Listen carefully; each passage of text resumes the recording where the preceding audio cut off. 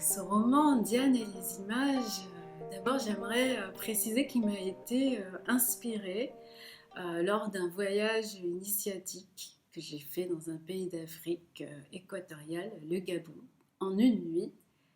Tout d'un coup, c'est une nuit où j'ai pas dormi et j'ai eu toute la trame du roman qui a défilé dans ma tête. Et c'est comme ça qu'est née Diane et les images. Ça parle de deux héroïnes, ce qu'on appelle une maman en Afrique. Et donc cette maman s'appelle Maman Azizé. Elle est très âgée, elle est à l'orée de sa vie en fait, au moment où démarre le roman. Et elle a pour particularité de soigner avec les esprits océans et avec tout ce qu'offre l'océan. Elle a tout d'un coup la vision de ces deux petites filles blanches, sachant que Maman Azizé est métisse.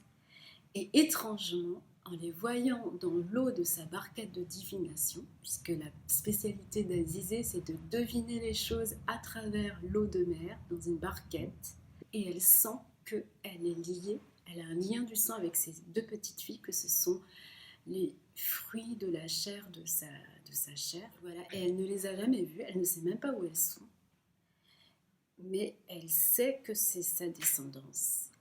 Et en plus qu'elles sont en très grand danger et qu'elle seule peut les aider. Donc tout le roman raconte comment elle va les retrouver, ce qui va se passer au moment de leur rencontre.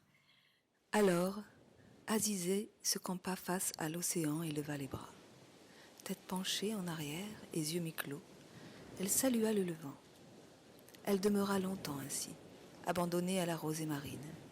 Puis, quand elle se sentit suffisamment purifiée, elle se mit à tourner lentement dans le sens contraire des aiguilles d'une montre. À chaque direction, d'un cri, d'un geste, les portes s'ouvraient. Au nord, les ancêtres, à l'est, la renaissance, au sud, la vie, à l'ouest, la mort, divin portail protégé par les gardiens des sanctuaires célestes et telluriques.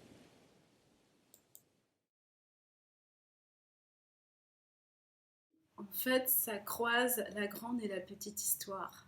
C'est-à-dire à travers ces personnages, on voit ce qui s'est joué aussi dans la rencontre entre des civilisations très différentes, occidentale et plutôt africaine, équatoriale, où c'est des complexes culturels radicalement différents qui ne vont pas forcément se comprendre.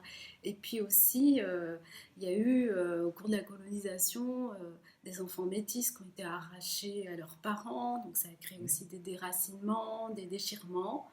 Et en fait, c'est un roman qui parle de ça, mais qui parle aussi de la réparation qui est faite, parce que justement, tout le périple d'Azizé va permettre des guérisons, des réconciliations.